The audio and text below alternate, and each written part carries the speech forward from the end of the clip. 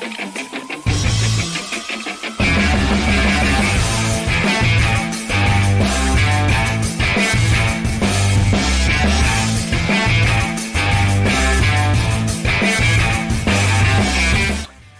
is up, everybody? Welcome to another edition of Drive for Show, DFS for Dough here on RotoGrinders. Talking another week of daily fantasy golf. We've got 1 week until the Masters. A little bit of a letdown factor, I guess, the week before a major. Not a super strong field this week, but still some money to be won out there in the DFS streets. So we will break down the Valero Texas Open here over the next little while here on Tuesday evening. Happy to join all of you live that may be watching us in real time. And, of course, for those of you watching us on playback, always appreciate you checking us out as well. I am Justin Van Zuiden, STL Cardinals 84. Have Mr. Derek Farnsworth, as usual, alongside. And, Noto, what's going on? Yeah, what's up? 1 week away from the Masters. Pumped about that. We have Garth in the chat wanting to give a victory speech for his win in the six-man snake, so maybe we'll loop him in one of these times. But yeah, it's been a fun event last week. You know, we had Minwoo Lee almost getting caught down the stretch by Gary Woodland and Scotty Scheffler. Would have been a fun three-man playoff if they ended up getting there. But yeah, I said Aussies were good in Texas, but I didn't play any of them. So I don't know. It wasn't a great week for me. How about you? Well, you may recall in the snake draft that I started to build Team Aussie with Minwoo Lee and Jason Day, and then there were no other Aussies in the field. So I think I finished second. I have to go back and look. I know I was in the mix there for second place on Sunday. But, yeah, it was – I had quite a bit of exposure to a lot of the guys near the top, but a few too many missed cuts in my player pool just didn't work out very well. I had – no 6 of 6 lineups, just maybe 1 or 2 5 of 6 lineups. So didn't really have a sweat heading into the weekend. And again, had some Scheffler, had some of the other guys kind of mixed in the top 10 there, but no 6 of 6 lineups to do any damage with. So kind of an underwhelming week. Hopefully we'll save the good week for next week. But Minwoo Lee was the last player that I cut from my player pool. So there's an indictment of my playing too narrow over player pool. Minwoo Lee was the last man that I took out. And, of course, he won the tournament. And I think that might be only about the second time that's ever happened when I've made kind of a couple last cuts where that's been the guy that's actually won the tournament. So I was kicking myself a little bit, but can't win them all. Can't win them all, but we want to win them next week, you know, when the prizes are the biggest. So we'll save it for that. Maybe this week too, you know, get the bankroll a little bit bigger heading into the Masters. You'll lose more next week if you do that. But yeah, I mean, it was a fun tournament. It was nice to see Minwoo Lee win, even though I didn't have him in my player pool. Always a big Woodland fan, so happy to see him up there again as well. Rory kind of backdoor to top 5 finish there with the strong Sunday. Noto's boy Toasty up there at T5 as well. So it was an interesting mix of the bigger names and kind of some lesser known guys, which was to be expected with basically the field, as we talked about last week, with Scheffler and Rory, and then kind of a drop off. But, you know, some of the old guard that used to be a thing kind of creeping up in there with Woodland and another good finish for Taylor Pendrith. And Chris Goddard, I noticed, was inside the top 20 as well. So it was a fun tournament. The course played pretty easy compared to what I expected after the first day. Like the first day, the scoring average was over par. The second round 2 played at -2 strokes. Round 3 played at -1.9, and round 4 played at -1.7. So the course did end up playing a little bit easier. They were playing preferred lies, but I was still surprised to see, you know, so many guys. It was 26 guys, double digits under par, which you usually don't see at that course. Yeah, it did play a little bit easier than we were expecting, and there were some pretty big wins, at least the first couple of days. The only other thing I wanted to note, I don't know if you were following who was getting into the Masters with the top 50 in the official World Golf rankings, but Michael Kim just beat out Ben Griffin for the top 50. So Griffin's 51st, and he'll now be playing his 13th straight tournament. That's a lot. So we'll see how it goes. It'd be a fairy tale ending if he could win on the 13th try and punch his ticket to Augusta. Yeah, and I believe only the winner gets in this week if they're not already exempt. So it's not the top finisher that's not already in the Masters. It's only the if the winner is not already in. So any other takeaways from last week for you? No, next year just target the Bombers in Houston. And then the course history guys too, like Mackenzie Hughes always plays well there. I think you brought him up as the guy that had the most or third most. So yeah, course history and Bombers I think is the way to go at Houston next year. Yeah, definitely did not play the Bomber angle as much as I should have. I mean, I talked about it, but didn't really play. I mean, I didn't go all in with it. Kind of wish I would have leaned into that a little bit more. But alas, the week is over. It's done, and we'll go on to a new week with the Valero Texas Open. Obviously, still in Texas. TPC San Antonio will be the host course this week. Has been the venue for this event for a while. Another one that tends to play pretty tough. Would be surprised if this one also ends up playing easy just because the rough is thicker than what we see at most other events. The course is pretty long, so pretty tough to just overpower this one. It's not the we talked about it last week. The missed fairway penalty wasn't very high. This week, that's not necessarily the case. So, what do we have for a course this week? Yeah, so it is a long course, par 72, just over 7,400 yards, but not necessarily a bomber's paradise. The fairways here are so narrow. They're only 27 yards wide, especially once you get down to around 300 yards. So the longer you hit it, the narrower the fairways are going to be. This is where Kevin Na famously made like a 19 because he just couldn't get out of the hazard. Kept trying to hit through the trees and couldn't get out. So it's more of a total driving course. We've seen two types of golfers perform well here over the years. Good ball strikers like Charlie Hoffman, Corey Connors, and then you have like your elite scramblers, Matt Kuchar, Patrick Reed one here, Jordan Spieth one here. So you kind of off the tee doesn't matter as much. You obviously have to get it in play, hit some fairways, but definitely not a bomber's course. So I'm looking more at approach play, around the green play, and putting should come into play here too. And as you mentioned, the missed fairway penalty is definitely bigger than we saw last week. Pretty much it for me. I always like looking at guys that play well in Texas, guys that play well in the wind. Thursday doesn't look too bad, but it looks like we could get some pretty big win the final 3 days. So, yeah, it should be a fun week. And this is a tournament that has had a couple of years where the weather has really favored one side of the draw.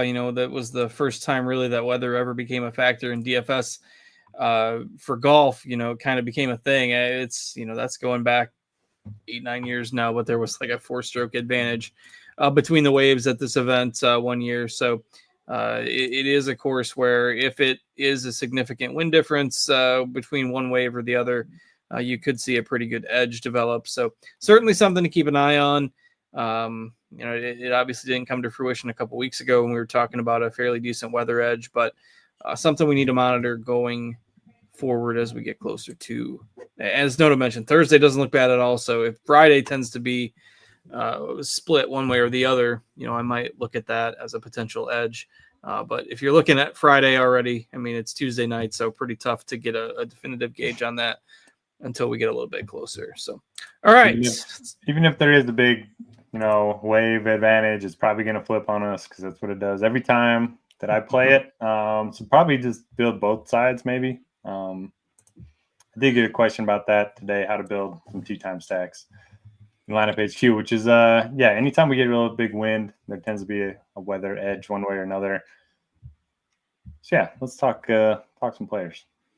All right, so not the strongest field this week, though we do have a decent sprinkling of bigger names. 4 golfers above 10K this week.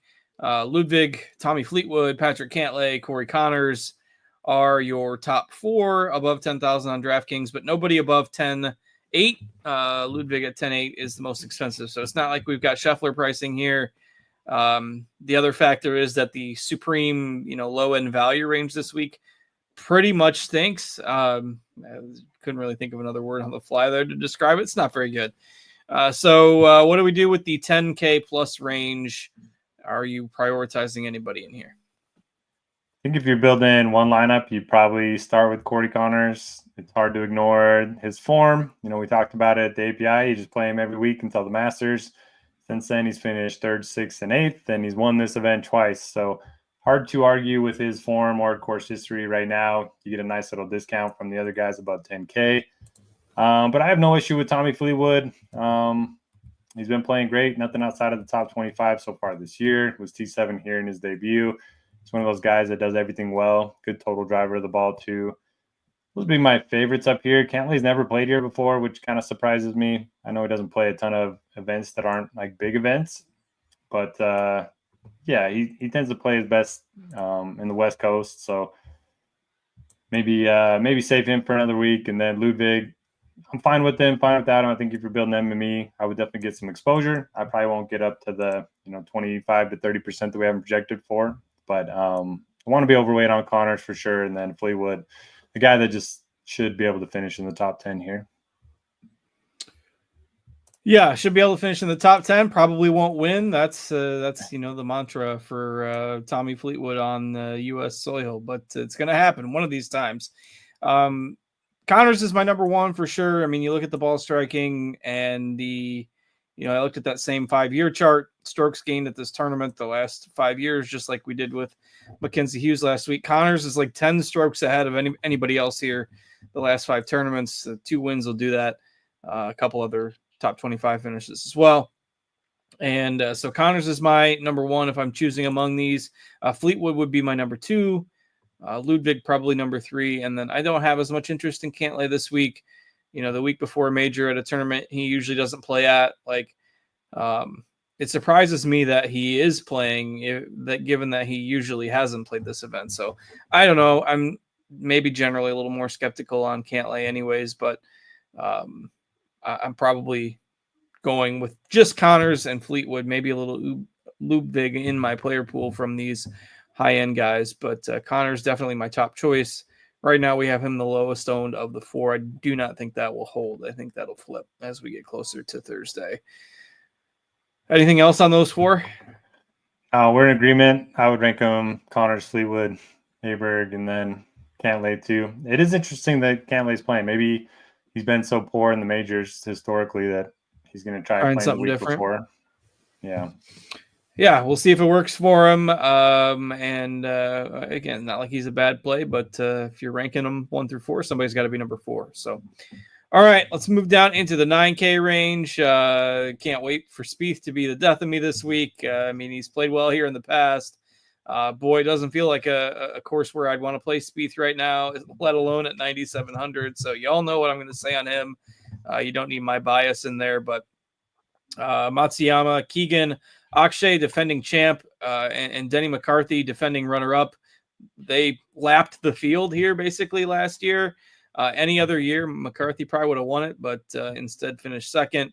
Daniel Berger in this 9K range as well. So don't mind starting with a couple of these guys if you're skipping the 10K range. What are your thoughts on the 9Ks? Yeah, poor Denny. He's picked some bad weeks to have like his best performances. Lost and then one guy just has to top Hovland at the Memorial, lost to Akshay here. Yeah, we kind of talked about it being like the Phil Stenson battle at the Open Championship, 10 years ago or whatever, where they were just so far ahead of everyone else in the field.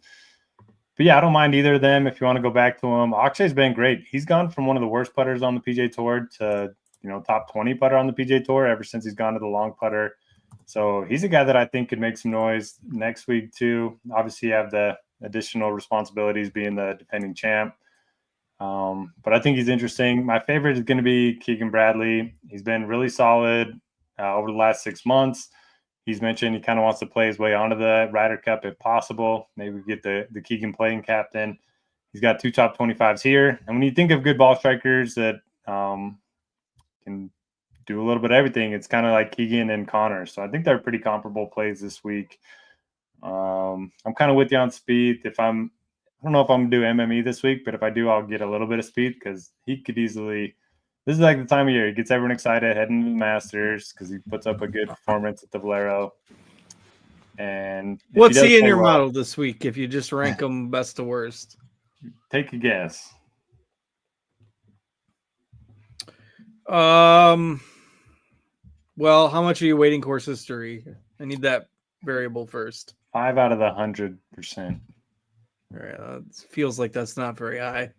Let's say 50. 50. Oh man, he's 17th. Oh So man, that's too high. he's been a lot better this year. So yeah, last 18 months pretty bad. Last 12 months even worse. Last 3 months he's been pretty good. So that's All right. helped So if him. you're weighting the near term stuff a little bit more, yeah. And then I got some Texas splits in there. He's best in the field. That's fair. Yeah, but still 17th isn't great for 9,700. I like Hideki. Fine with Berger. I kind of like everybody in this range, and Speed's just the odd man out because the range is so strong. I'm really curious what people are going to do with Berger because, I mean, he's 9,200 now. He's not cheap anymore. He's hasn't played here in a long time. The 2 times he has played here, he's missed the cut. And at 9,200, it feels easy to, especially with Akshay and McCarthy right next to him, like it feels easy to just ignore him. In theory, though, this is a pretty good Berger setup. I mean, he leads this field in total strokes gained over the last 36 rounds. He's 4th off the tee. He's 23rd in putting, 15th around the green. I mean, he's been really good. So I really like Berger in tournaments. Like the Keegan call as well. So I think, like you say, you can pretty much mix and match these guys if you want. McCarthy with the short game can certainly,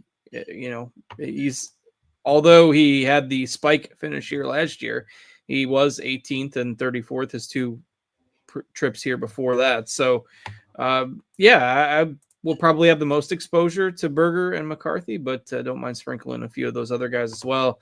Obviously, Spieth's the X button, but y'all knew that already. Yeah, Garth's asking about if there's going to be any more withdrawals. I don't think there will be. Kim ended up withdrawing because he got into the Masters, and then Taylor Moore ended up withdrawing. I'm not sure if he's in the Masters or not, but we could see some, like, if somebody gets off to a poor start, they might just head to Augusta rather than stick around for Friday. But I don't think we'll see any more before. Yeah, I mean, then the problem is you just don't know who that's going to be, right? You can't. Yeah. It's fool's gold if you're trying to predict who might dip. And if the player's doing bad enough to where they're dipping out anyway, that lineup probably wasn't going to win regardless. Right. So, yeah, who were you asking about? I pulled up the field with Moore. Yeah. Yeah, Moore is not in the Masters right now. So he'd have to win. He's out, or he withdrew. I was wondering why he withdrew. Oh, yeah, he's not in this week either. Okay. Well, in any case, then he's just definitely not playing the Masters. All right. Anything else on the nines? Who's your one favorite? For GPPs, I think it's Berger. Cash games, it's probably Denny. Okay, I'll go Keegan. I don't mind Keegan either. He'd be my third choice. Power ranking all the tiers tonight, I guess, has become my thing. All right, let's move down into the 8Ks. Intriguing options in here as well, though the latter half of the range kind of trails off. But Keith Mitchell, Tony Finau, Siwoo Kim at the top, Sam Burns, JT Poston, Tom Kim, Bud Cauley in the middle. Cauley kind of stands out there as he's up to 8,300 now. Bridgman, McNeely, Stevens, the bottom end of the 8K range. I don't love the completely full-on balanced builds where you're playing like 4 8K guys this week. I'd rather get up to a couple guys that we just talked about in the nines. So I don't think this range is fantastic. There's a few guys that I don't have a problem with, but nobody that I absolutely say, okay, I gotta have to run out and get this guy. I think Finau is a strong fit for the course, but right now we've got him at 20% plus. So, I think that's on point. But what do you like? The 8K is better than me? Yeah, I like him a little bit more. I do like Finau. 8,800 just seems too cheap. And we talked about it a little bit, like he doesn't have the driving distance that he used to. He's kind of dialed back off the tee, and he's hitting a lot more fairways. He's actually 13th in total driving in this field this year. Very good iron player, very good around the green. Good splits in Texas. So I'll play some of him. I like Siwoo Kim. Tends to play the same course as well each and every year. It's another course that you don't need the driving distance, and he's another guy that hits a bunch of fairways. Very good tee to green. So if he gets a good putter going a little bit, I think he could contend Then at the very bottom, I like Matt McNeely. He's actually 9th in my model this week. If you take out the 2 Florida performances, I know you're not supposed to really handpick events to count and not count, and they are counted in my model. But if you take those out, he's been top 5 on tour so far this season on a strokes gained per round basis. He picked up his first win recently. The irons have been very good after historically not being great approach player. So I like McNeely at 8,100. Finau and Siwoo with Kim at the top, and then I'll probably be underweight on everybody else. Yeah, I mean, Siwoo didn't play here last year, but otherwise 4 straight top 40s at this event. And as we've alluded to many times, if he likes a course, he tends to play it well. So don't mind the Siwoo call in there, and McNeely and Sam Stevens as well at the bottom of the range, 2nd and a 14th in his 2 trips to this event. So if I'm not weighting course history as much as usual this week, but he has played well and 11th off the tee in this field over the last 36 rounds. So don't love this range a ton, but I will sprinkle in a few of those guys. I'm probably largely out on the middle of the range, Poston, Kim, Cauley range. Either you get a Mitchell or a Finau or a Siwoo at the top of the 8Ks, or go down to Stevens or McNeely at the bottom, as opposed to playing the guys in the middle. So that's my thoughts on the 8s. Not a ton of ownership outside of Finau. We don't have anybody else. I guess we've got Bridgman at 15%. I think that's maybe a bit high. But anything else in the 8+ range? I will say it surprised me a little bit. I was looking at the course history tool on Data Golf. This is the 4th most predictive course history, next to Augusta's number 1, Ribs number 2, Bay Hills 3, and then TPC San Antonio. So guys that play well here tend to keep playing well here for whatever that's worth. So maybe I might have to get some more Stevens in my player pool. All right, so let's go ahead and move down into the 7K range. Jake Knapp at 7,900, Ben Griffin at 7,900, Matt Fitzpatrick, who we haven't heard from in a long time. Gary Woodland was up there in the mix last week. Honda's has a tag on Ricky Fowler. Reading his little note there. There have been like 6 tags on Ricky Fowler the last 3 years. All of them have been Honda's. Fowler needs a win to get in the Masters. There's the reason he needs a win to get in the Masters. All right. Harry Hall, Kitayama, Hoey, Gerard, my man Ryan Fox at 7,500. Novak got off to a hot start last week. There's lots of guys like actually right at 7,500, but 7,500 and up. What do you like this week? Yeah, it was great seeing Gary Woodland play so well last week, especially on Sunday. His interview after the round was really cool. And just watched Full Swing and, his story about the brain surgery he had and all that's kind of crazy. So easy guy to root for. Hoping he plays well again this week. And he's last 2 times he's played here, he's finished 8th and 6th. So I'll play some Woodland. I like Ben Griffin up at the very top. I am a little bit worried about fatigue. Like if he gets off to a bad start Thursday, I don't know how much he's going to push it Friday, but does have the motivation. The reason he's played so many events in a row because he was trying to get into the Masters.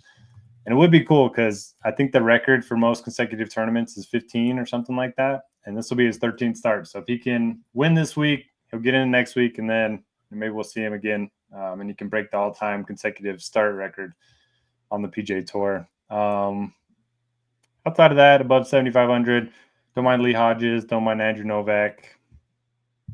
That'll do it for me. Yeah, Lee Hodges is my favorite in this range. Didn't see him for a couple months. You may remember that he had pulled out of one tournament with a rib injury, so he was resting that for a while. But came back last week, played well, and has otherwise had a pretty good run over about a 6-month stretch. So that price tag at 6,500 or 7,500 feels a little bit cheap for Lee Hodges. Don't love a whole lot of other guys in this range. Woodland would be my other guy. He's the other guy that I tagged and put in my article this week. And, all the injuries and surgeries and all that stuff aside, when Woodland was at his best, always on longer, difficult courses. And so no surprise that the 6th and the 8th here, the last 2 times he's played here, Played well last week. Decent history in Texas. So if you're waiting Texas results, there's still, and Woodland stats are going to look a little bit wonky because his bad weeks have still tended to be really bad. The consistency hasn't been there. It's started to come around, but I take the stats with a little bit of a grain of salt if you're looking overall. But his up weeks have been really good, and I was really encouraged last week. So hopefully he can avoid that one big blow up round and have another strong performance here. I think he's a nice bargain at that salary. So Hodges and Woodland are my favorites in the upper sevens. As we start to get into the lower sevens, the elephant in the room will be what to do with a potentially double-digit owned Charlie Hoffman, who was the all-time earnings leader, I believe, before the past couple of years at this event. Would always seem to play well here, seemed to always be the first-round leader. Yeah. I don't know. In 2025, are you going to play a somewhat chalky Charlie Hoffman? I mean, I'd love to see him in the Masters because he was always a first-round leader there too. That was like the best bet ever 10 years ago. He's just been so bad with the putter. Negative 4.4, negative 2.5, negative 2.7, negative 2, negative 2, negative 7. Like, I need something to fall. I like to be on Team No Putt, but only when there's an occasional good putting. Occasional good putt or okay putt. So I don't know. I don't love him. Alex Smalley projects the best for me in this range, but he's 0 for 3 here. Hasn't even really sniffed the cut line. So it's not as strong of a range for me. If you are playing the course history angle, you can play Kuchar with Hoffman. They've both been awesome here in the past. Hoagie's a TCU guy. He's one of the better iron players in the field, but he's also the worst at almost everything else. So I don't know. There's like kind of pick your poison in this range. I don't really love anybody until we get to the very bottom. I like Victor Perez. He's got 3 straight top 25s, all in pretty difficult courses, and then he finished T45 here last year. I like Mac Meisner, who's been playing really well. He's making cuts. He was T10 here last year. And I like Chan Kim, who is awesome everywhere except putting. So I'll take my chances with him over Hoffman, I guess, this week. Isn't it crazy? 2 years ago, would you have ever guessed that Max Homa would be priced down here with these guys and he'd be 1% owned? It's funny because I run the model, do all my content. I didn't even see Homa or Fitz in the field this week because they project so poorly. It's cheaper than Cam Young. That's it's not where you want to be right now. Those 3 have just been so bad.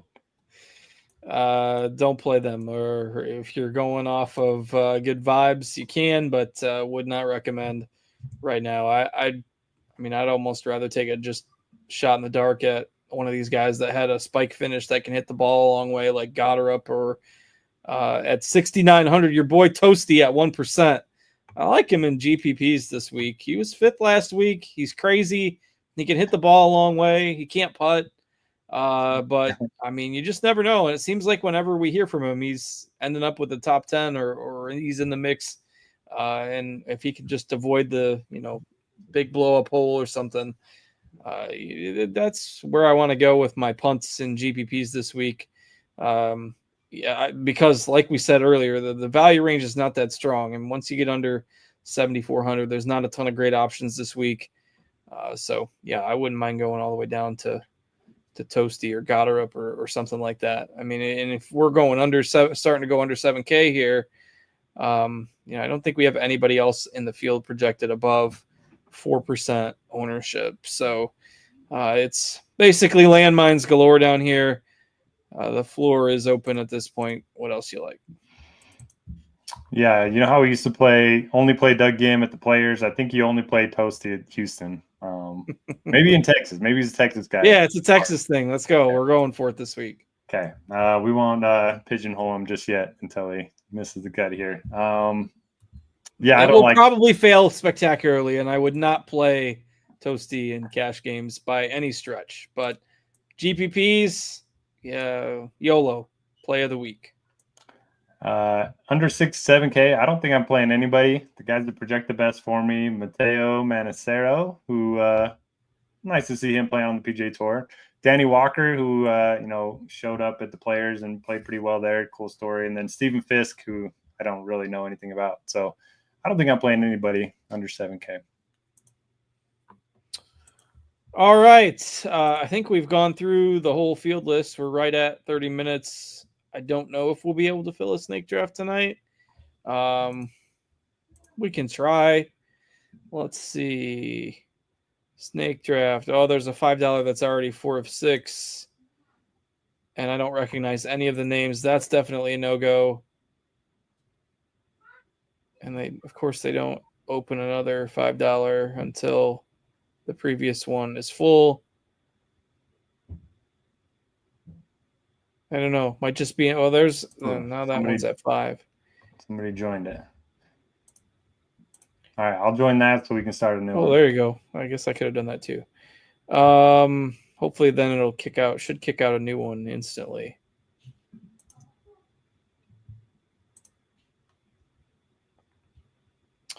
All right, so let me refresh my snake draft page.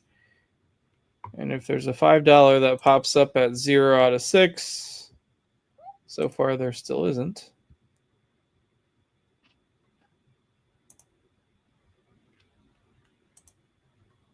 Let's try manually doing this again.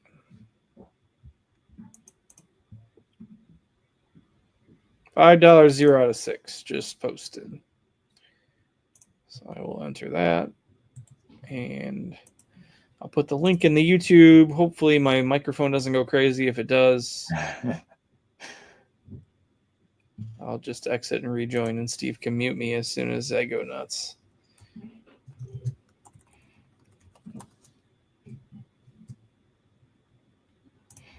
All right, Garth, hop in and defend your crown. You go. Got to defend it.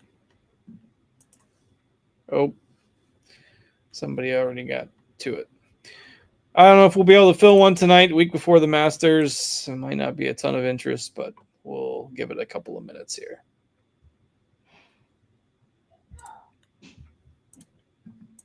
Five out of 6, so there's one left.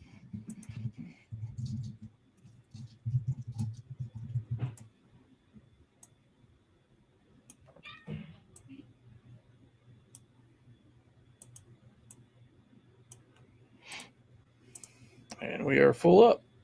Nice. All right, so I will share my screen, hopefully. How do you feel about the live exemptions into the Open and the U.S. Open? I'm okay with it. You know what? Let's get the best golfers together and play golf. I mean, yep.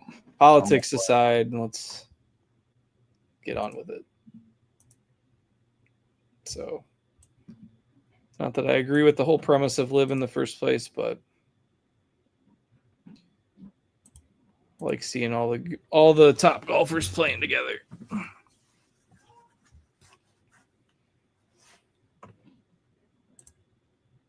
Yeah, got nothing but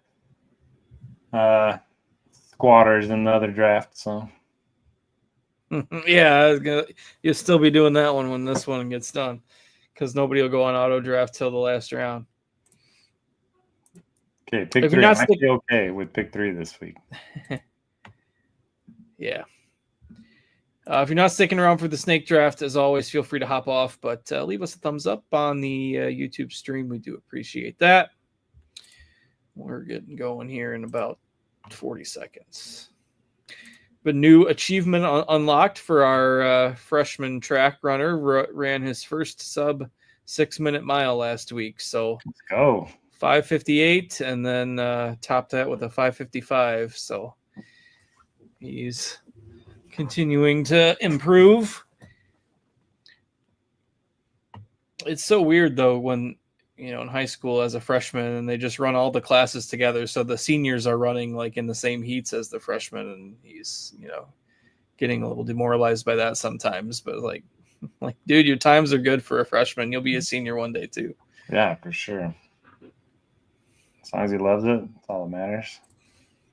Yeah, he's gone all in with it. And our youngest is doing it in middle school as well, but I don't think he likes it as much. So I'm not as convinced that he's going to stick it out. But all right, I don't love picking 4th here because I don't really like Cantlay. So We'll go Hideki.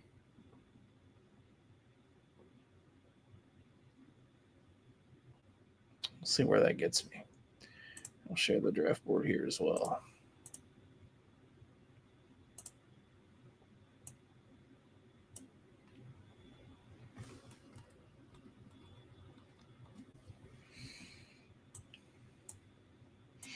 How far does speed drop? I'm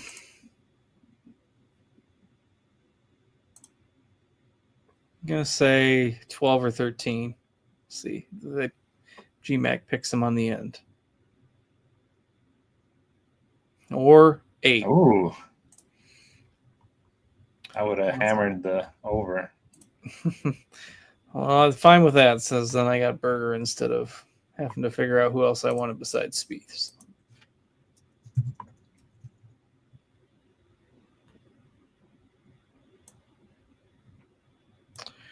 We did the old. So obviously we got 2 weeks left of tax time. So not too much free time for me right now. But my wife's birthday was last week, and obviously we're big baseball fans. So we did the old. Drove down to St. Louis on Saturday night last weekend and went to the Cardinals game on Sunday and then drove home afterwards, which isn't just it's not your normal day trip. It's about 4 hours and 15 minutes for us to get there. So Dang. that was a long drive back on Sunday night. The game had an hour rain delay too. So we didn't get home until about 11 p.m. And still feeling it a little bit here on Tuesday. I'm a little tired. But they won, so at least that was a positive.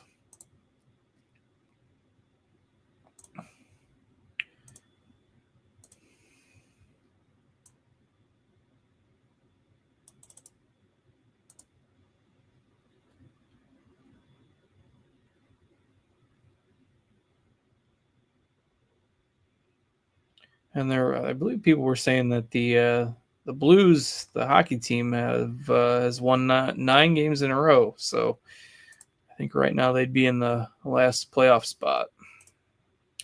Sweet. Don't follow that as close, but I think they're nearing playoff time in both NHL and NBA, obviously.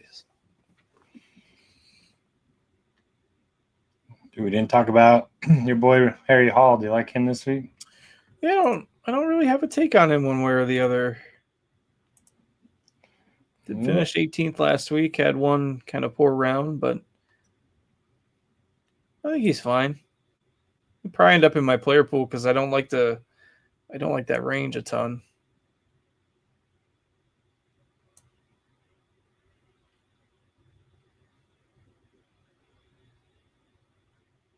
Burns still on the board at 27 surprises me. Sure. Let's see. I guess I'll take the value. Well, I'll take Harry Hall after you just talked about him. Well, it has to be Destiny there.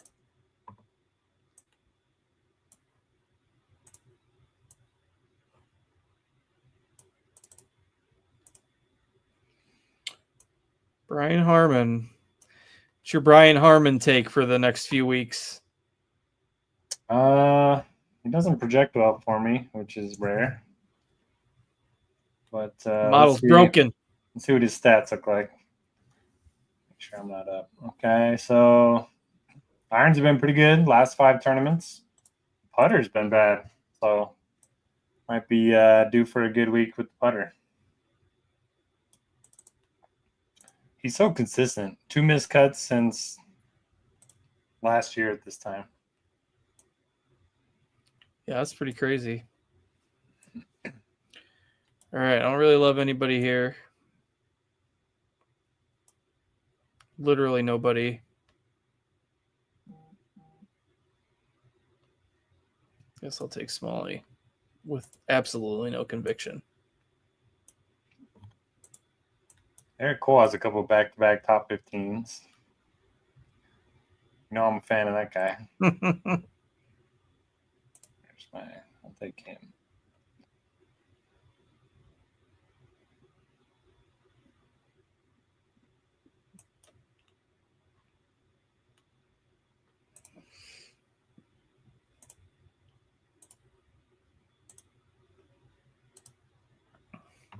All right, heading towards the final round.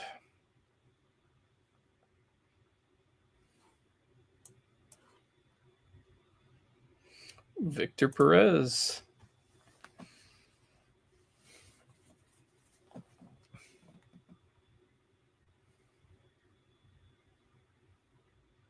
Only players in this field worse in putting this year than Charlie Hoffman are Doug Gim and Rico Hoey. Hoey surprised me. Rico's been real bad. You're up, by the way, in case you didn't know. I'll take him. All right, I'm going with Toasty for my last pick. YOLO. Nobody down there I like too much anyway. We do love Toasty. That's right. He's gonna win now. Oh, him at Augusta? Can you imagine? Not following any of their rules and you get kicked off the property in practice. Get him paired with Bryson or something.